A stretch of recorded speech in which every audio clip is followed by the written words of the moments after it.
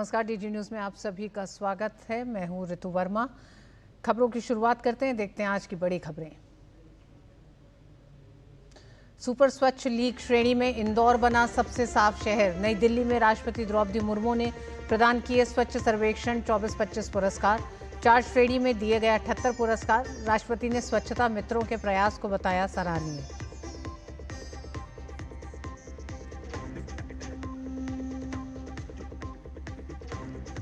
Operation सिंदूर के जरिए पाकिस्तान को मिला करारा जवाब। जयपुर में सहकार एवं रोजगार उत्सव में गरजे केंद्रीय सहकारिता मंत्री अमित शाह।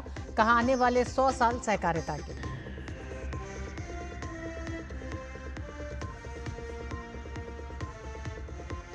भारत के पास तेल आपूर्ति के पर्याप्त स्रोत मौजूद। ऊर्जा संवाद 2025 में बोले पेट्रोलियम मंत्री हरदीप सिंह पुरी। प्रेस कॉन्फ्रेंस कर कहा, अगली तिमाही में नीचे आ सकते हैं पेट्रोलियम उत्पादों के दाम।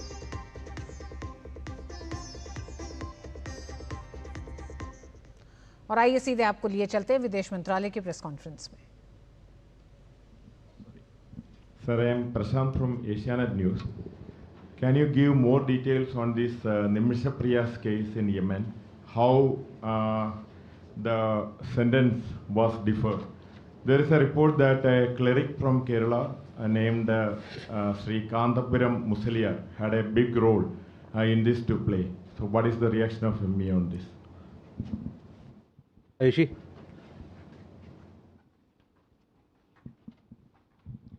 So this is Ayushi Agrawal from ANI. I would like to have your comment on the recent statement made by NATO chief saying that countries buying Russian oil and gas could face secondary sanctions, and where he named India too. We have seen similar comments coming from US senators also, where they have said that countries could face economic sanctions if they continue trading with India. What is India's position on those comments? So good afternoon, Keshav from The Print. Just my first question, sir, is on Afghanistan. We've been giving medical visas to Afghan nationals. It's been about 2 months. Can you give us some details on how many visas have been issued to Afghan citizens? Some details on this. And addendum to that question is also on Bangladesh. Could you give us a sense on the medical visa situation and the numbers of Bangladeshi citizens we've been giving medical visas in the last couple of months? Thank you, sir. Jessica.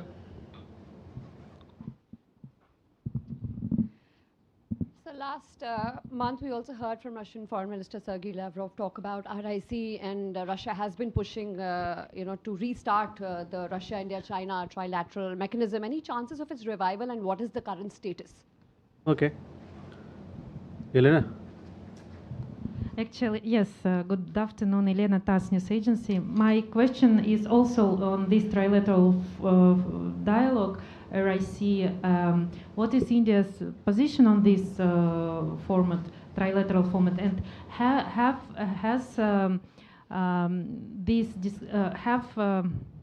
has Minister Jai Shankar during his engagements in Beijing, the latest one, discussed the resumption of this trilateral dialogue? And if you allow me a quick question, I think a lot of colleagues interested to get the answer on it. When can we expect Russian-Indian summit? Like for now, I know you may say like we let you know in due time, but approximately like. You're asking both the question and the answer. In what quarter of the year? Like half of the year already gone? Like quarter, the last quarter, please. Thanks. Thank you. So let me take these questions and then we come back. First on Nimisha Priya case. You all have been following this very closely. This is a very sensitive matter, and the Government of India has been offering all possible assistance in the case. We have provided legal assistance and also appointed a lawyer to assist the family. We have also arranged for regular consular visits by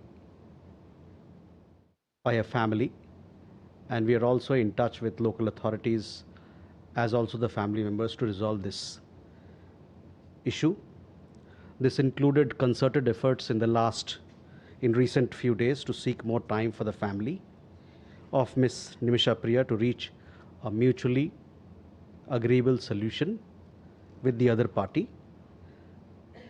The local authorities in Yemen have postponed carrying out her sentence that was scheduled for 16 July that you're well aware of. We continue to closely follow the matter and render all possible assistance in the case. We are also in touch with some friendly governments in this regard. The other part of your question was as far as the role of the entity that you mentioned, I have no information to share on this account.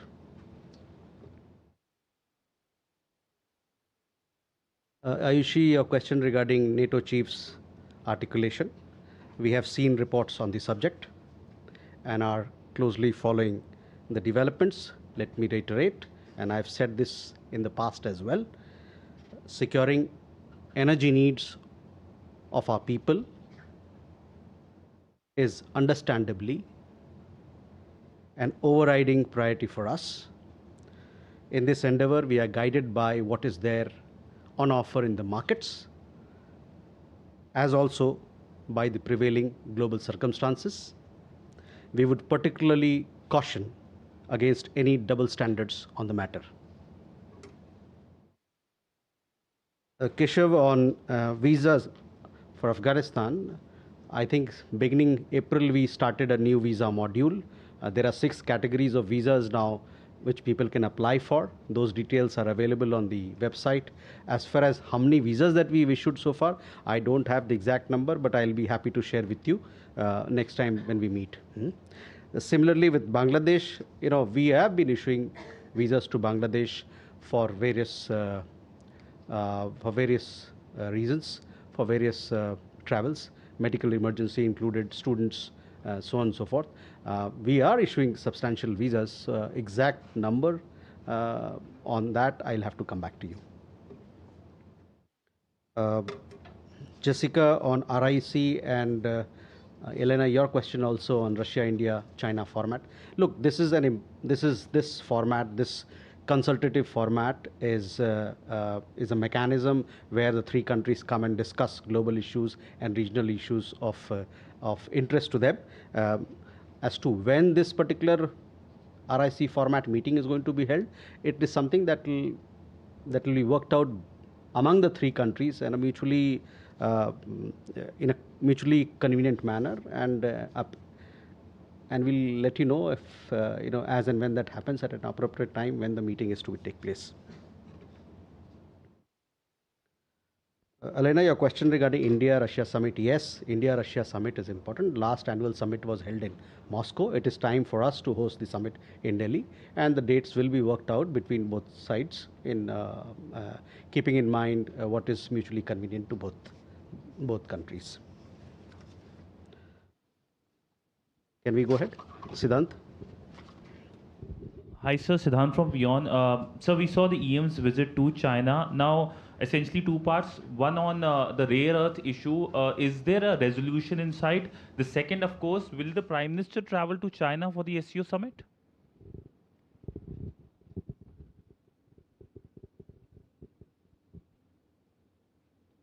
Rishabh? Good evening, sir. Rishabh from Times Now. Sir, yesterday in Bangladesh, in Gopalganj, there was violence, and one could see in the visuals that how the Bangladeshi army and police forces opened fire on the supporters of Awami League. Awami League say that it was because Bangabandhu was being abused by the Citizens Party members. So any take on that, given that there has been a statement that has come in from Sheikh Hasina as well? Also, sir, after your statement on the Satyajit Ray ancestral house, now Bangladesh has taken a U-turn saying that that building never belonged to Satyajit Ray's family. Okay, Ayanksha. So it's been about a year. Next month is going to be anniversary of the first interim government in Bangladesh. So what is the update on our HICDPs, our High Impact Development Program there? And secondly, so Prime Minister recently held a maiden visit in Namibia, and there was a discussions on diamond trading, direct diamond trading, which conventionally happening via either London or Dubai. So is there any update as well? Okay. Hello, sir. I'm Ashwin Ahmed from Free Press Journal. So I have 2 quick questions. President Trump had, added to this where he talked about 100% secondary tariffs at the White House briefing. So I wanted to know, and he has also talked about the fact that, we are going to have, is there any discussions with India going on this front? And also, he had talked about a deal, a trade deal that is happening with India. So can you give us any details on that? Is there a US delegation coming? Thank you. Uma. So I'm Huma Siddiqui from Stat News Global. I have two questions. One is there have been reports that a lot of Indians have been deported since in the last 2-3 weeks. So would you have any number on the deportees? And Deportees from where? From the US. And also, would you know when is the India-Africa summit expected to take place?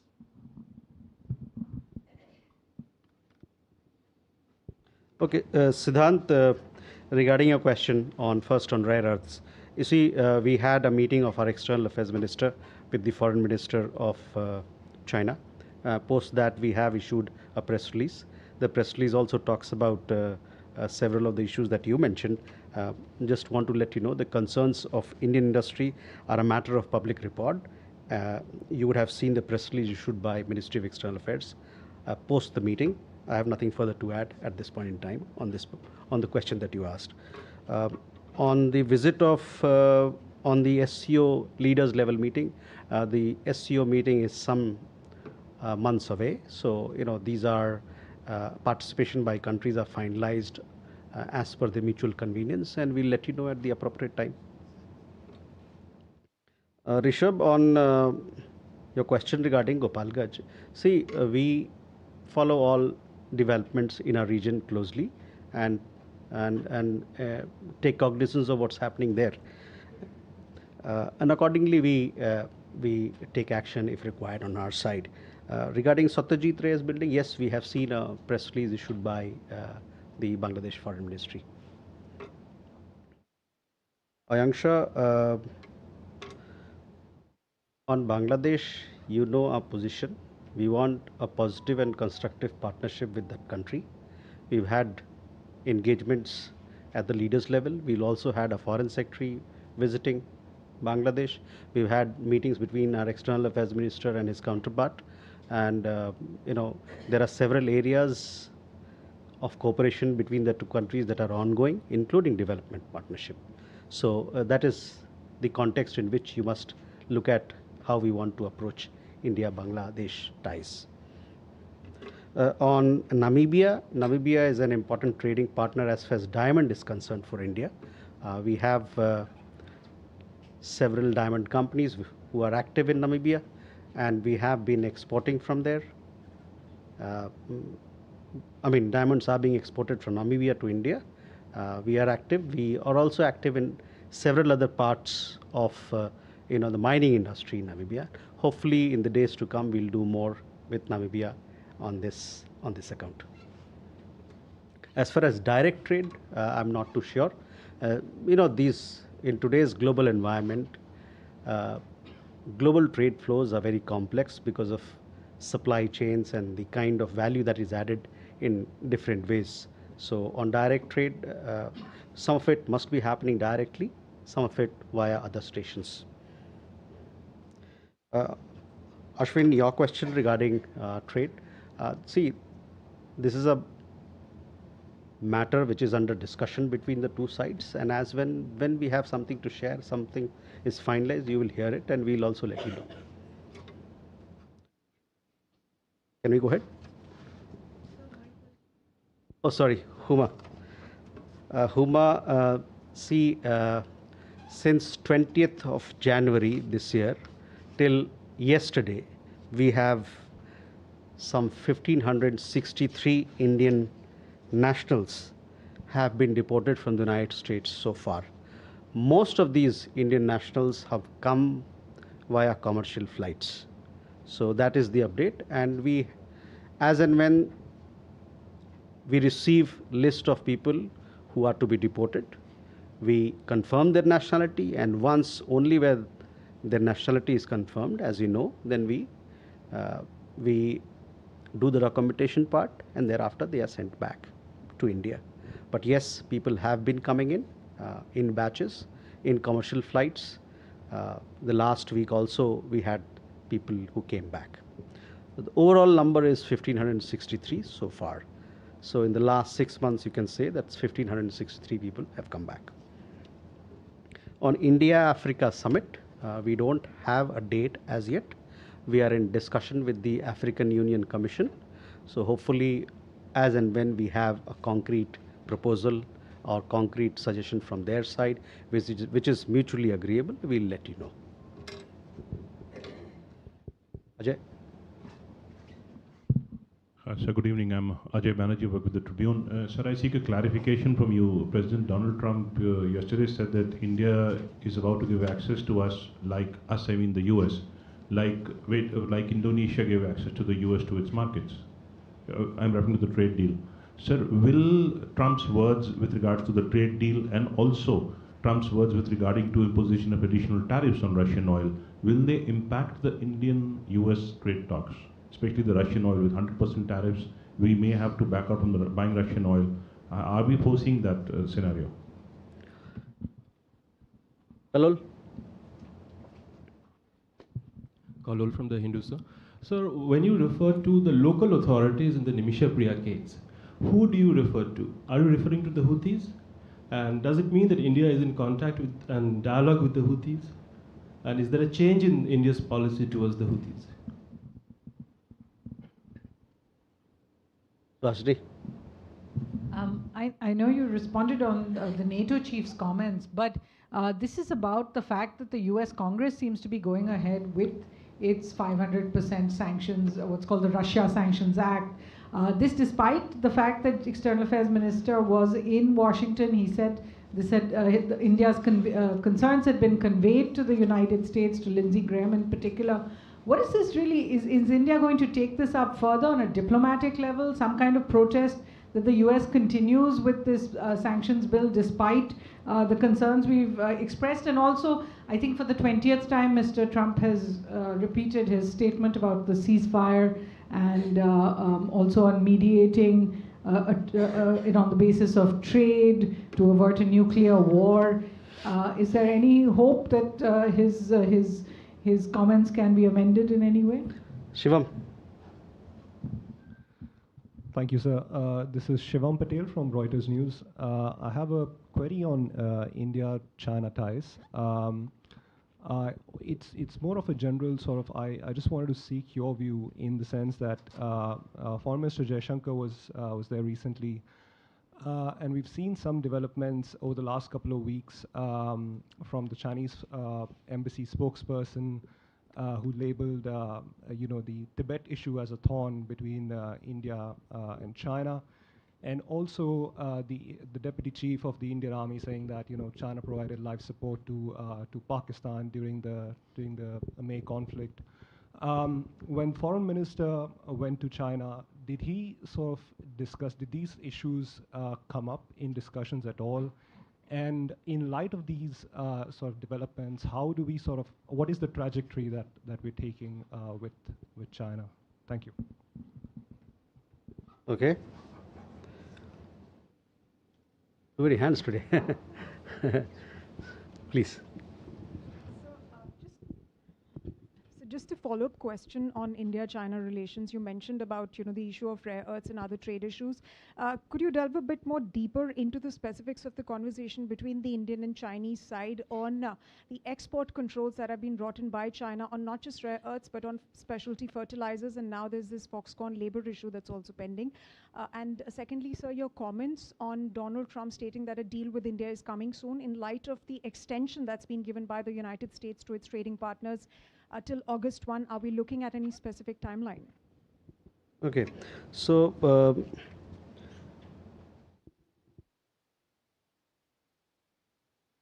Ajay, on BTA, and I'm also clubbing everybody else who've asked question on BTA. See, these are negotiations which are on. Both sides are in touch with each other, and they are trying to iron out issues. So you will, once we have a conclusion of the agreement, we will obviously make it public for all of you. On the question of Russian oil, etc., we are closely following developments that are in this regard and the articulations that are being made. Kalol, your question regarding local authorities. Well, local authorities in that part of the country. What I mean is local authorities. Suhasini, I've already answered your question on NATO chief. US, we are closely following all these developments. That is how I would answer your question. On the ceasefire, we have made our position very clear on several occasions. Shivam, on India-China talks, we have had a detailed press release. I would refer you to please look at the press release. We talk about several issues there: connectivity, people-to-people ties. We also talked about the trajectory that you mentioned. We talk about a positive trajectory, and that the two sides took note of the recent progress made to stabilize and rebuild ties. So once again, I will, all the issues that you want to know are detailed, well detailed in the press release. I would refer you to that.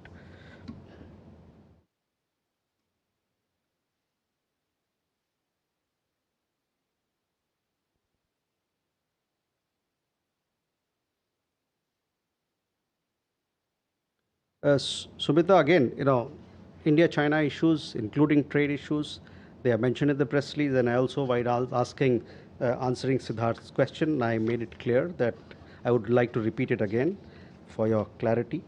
The concerns of Indian industry are a matter of public record. You would have seen the press release issued by MEA after the meeting, and I have nothing further to add to it at this point in time. Okay.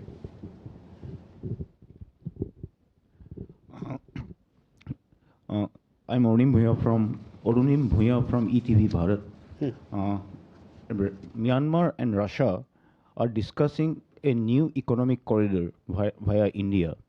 The idea is to connect Russia with Yangon port via Mumbai port. This came up during a meeting between Myanmar Transport Minister MEA and Alexander Satrov, head of the Ross Congress Investment Fund. What is India's position on this? Okay. Neeraj. Sir, Neeraj हूँ news 18 India से। भारत में अमेरिकी दूतावास ने कल एक advisory जारी की है जिसमें लिखा है कि जो हमला, चोरी और सेंधमारी में फंसते हैं उनके वीज़ा को कैंसिल भी किया जा सकता है या भविष्य में नहीं दिया जा सकता। ये एडवाइजरी कथित तौर पर उस महिला की हिरासत में लिए जाने के बाद आया है जिसे अमेरिका में पकड़ा गया चोरी के आरोप में। कैसे देख रहे हैं? Okay. Chandrakala.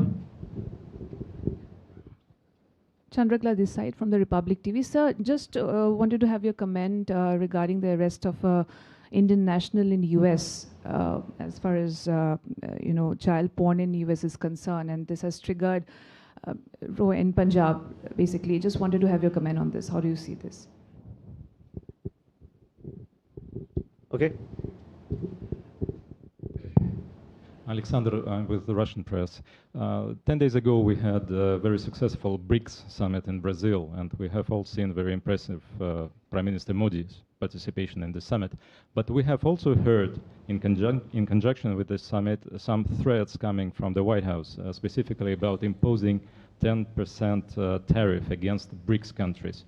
I was wondering, what is your position on this? Does India have any position on this particular? तो आप देख रहे थे विदेश मंत्रालय की प्रेस कॉन्फ्रेंस। वक्त एक छोटे से ब्रेक का है। LIC लाया है unit linked insurance plan index plus. जीवन बीमा पाइए और निफ्टी स्टॉक्स के साथ अपने मार्केट रिटर्न्स को तेजी से बढ़ाइए। इस अट्रैक्टिव कॉम्बिनेशन के साथ अपना कल सुरक्षित कीजिए। सिर्फ 2500 रुपए मंथली प्रीमियम से शुरुआत कीजिए। आज ही LICindia.in पर जाएं। मेरी पसंद, मेरी पसंद, मेरी पसंद, मेरी पसंद, हमारी पसंद, हम सबकी पसंद। मजबूत देश का मजबूत सरिया हो गया स्टील। सर मेरी पुलाव ट्राई करो, मस्त है। कैसा है? अरे उसको काहे को घूरता है? टिप्स इग्नोर करने का, अपना दिमाग लगाकर ऑर्डर देने का। मार्केट का स्टॉक टिप्स बहुत लोग देता है, डेंजरस हो सकता है। कंपनी और रिस्क पूरा समझने का, फिर इन्वेस्ट करने का। सोच कर समझ कर इन्वेस्ट कर। केंद्रीय कैबिनेट ने बुधवार को कई महत्वपूर्ण फैसले लिए। इसके अंतर्गत पीएम धन धान्य कृषि योजना का ऐलान किया गया। इस योजना के लिए सालाना 24,000 करोड़ के प्रावधान को मंजूरी दी गई है। इससे 100 जिलों के 1 करोड़ 70 लाख किसानों को लाभ मिलेगा। साथ ही एनटीपीसी को 20,000 करोड़ रुपए नवीनीकरणीय ऊर्जा परियोजनाओं में निवेश की अनुमति दी गई है। कैबिनेट ने फैसले पर अलीगढ़ के किसानों और लोगों ने खुशी जताई है। उनका कहना है कि पीएम धन धान्य कृषि योजना एक बड़ा कदम है। इससे किसानों की आर्थिक स्थिति मजबूत होगी। किसानों के लिए जो सरकार ने योजना चालू कर रखी है, मैं उसका लाभान्वित किसान भी हूं। और अभी सरकार द्वारा एक धन धान्य योजना जो 24,000 करोड़ रुपए किसानों के लिए मंजूर किया गया है, मैं उससे बहुत खुश हूँ। इससे किसानों को बहुत लाभ होने वाला है। और सरकार की इन किसानों के लिए जो प्रावधान सरकार ने किए हैं उससे बहुत खुश हैं। इससे किसान लाभान्वित होता है और मैं सरकार के लिए बहुत बहुत धन्यवाद देना चाहूँगा। प्रधानमंत्री मोदी जी द्वारा जो किसानों के लिए किसान धन धान्य योजना के लिए 24,000 करोड़ रुपए की व्यवस्था की गई है, इससे किसानों के लिए काफ़ी मदद मिलेगी उनके डेवलपमेंट में, क्रॉप के डेवलपमेंट में, क्रॉप को बढ़ाने में, और उससे किसान की आय में डेवलपमेंट होगा। ऐसे बहुत काम हुआ है इस सरकार में किसानों के बारे में। अपने पीएम साहब को धन्यवाद देते हैं कि वो इतनी अच्छी योजना जो है भारतवर्ष में लेके आए। प्रधानमंत्री मोदी जी द्वारा जो कैबिनेट किसान भाइयों के लिए जो 24,000 करोड़ रुपए धन धान्य कृषि योजना प्रावधान किया गया है, उसमें किसान भाइयों के लिए बहुत अच्छा प्रावधान है, जिससे किसान भाइयों की उन्नति होगी और विकास होगा। साथ ही सरकार ने नवीकरण ऊर्जा परियोजना में के लिए जो 20,000 करोड़ रुपए की अनुमति प्रदान की है, यह ऊर्जा क्षेत्र में बहुत ही बड़ा कदम है। इसके लिए मैं श्री प्रधानमंत्री मोदी जी को बहुत बहुत धन्यवाद देता हूँ। और इस बुलेटिन में बस इतना ही। मुझे दीजिए अनुमति। नमस्कार।